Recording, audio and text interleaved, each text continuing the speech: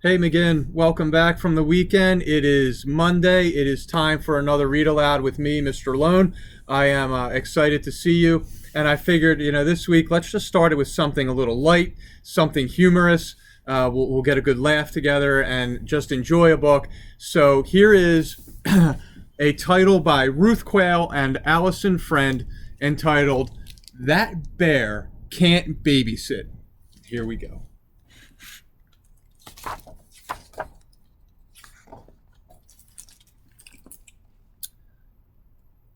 Mr. and Mrs. Burrow had a lot of children.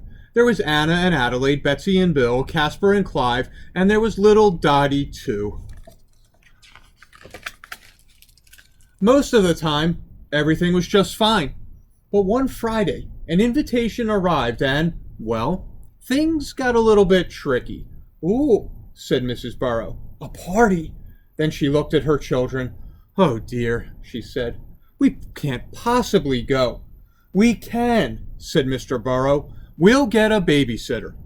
They put up a sign, but nobody called. Nobody knocked. Nobody lined up outside. Well, nobody except Bear.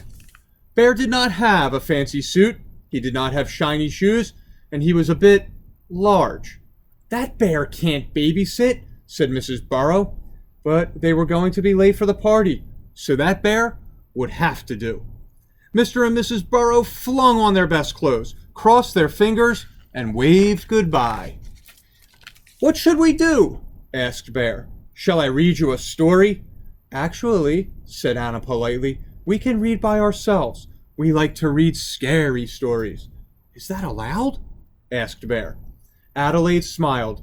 "Oh yes, Mom and Dad always let us read The Bunny Beast." "Really?" said Bear. "Yes, always," said Anna and Adelaide, winking at each other. "Once in a dark forest lived the Bunny Beast," whispered Adelaide. "He hid behind trees and waited for baby rabbits to hop past. Then he sharpened his claws." The bunnies were scared. They pulled their ears over their eyes. Anna and Adelaide began to cry. "We shouldn't have read that book," wailed Anna and Adelaide. "That bear can't babysit." "Oh dear," said Bear. "Perhaps we should eat something?" "We'll cook," said Betsy. "Is that allowed?"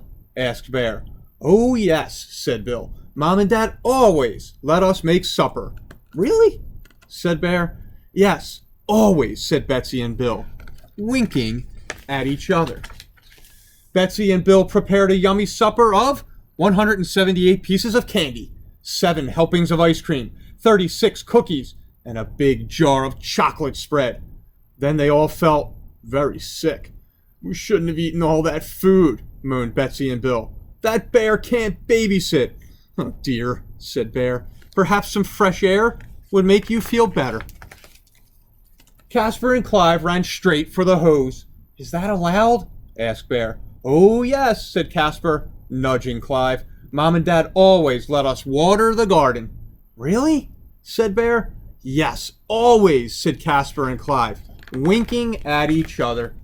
Casper and Clive squirted the hose at Betsy and Bill. Betsy and Bill threw a bucket of water at Anna and Adelaide, and Anna and Adelaide poured the watering can over Casper and Clive. Everyone was wet, cold, and miserable. "We shouldn't have played with the hose," cried Casper and Clive. "That bear can't babysit. That bear is hopeless. That bear is..." "Bear, what are you doing?" "Oh," said Bear, "I'm building a ship. I'm going on an adventure." "Wait," said the bunnies. "Can we come too?" They helped Bear build a ship with room for everyone, even Dottie. Then they set sail and forgot to feel cold or miserable. They'd been exploring for nearly 27 whole minutes when Bear let down the anchor and jumped ashore. "Bear," said Betsy and Bill, "where are you going?" "All adventurers need something to eat," said Bear. "Wait," called the bunnies. "Can we come too?" They dug up crunchy carrots, sweet beets, and spicy radishes. The bunnies ate until their tummies were full, and no one felt sick at all. By then, it was dark. "I can hear something in the trees," said Anna. "What if it's the bunny beast?" said Adelaide. "We're scared," cried the bunnies. and they pulled their ears down over their eyes. But then Bear said, "Maybe I should read a story now.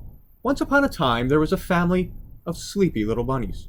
One by one, the bunnies gathered around Bear, and one by one, they fell fast asleep. By the time Mr. and Mrs. Burrow came home, all the bunnies were tucked in bed. 'Well, Bear,' said Mrs. Burrow, 'how were the bunnies?' Bear smiled. 'They were a delight,' he said. 'Really?' asked Mr. Burrow. The bunnies peeked out from under their covers. 'Yes,' said Bear, smiling. Mr. and Mrs. Burrow smiled as Bear shuffled home. 'Well,' said Mrs. Burrow, 'that bear can babysit.' 'Yes,' said Mr. Burrow, 6 little bunnies, safe and sound.' Mrs. Burrow gulped. 'Wait a minute,' she said. 'Did you say 6? 7 little bunnies, safe and sound.' So I hope you like that cute little story, fun little tale. And again, I'll be back with a new read aloud tomorrow. Have a great night. Take care.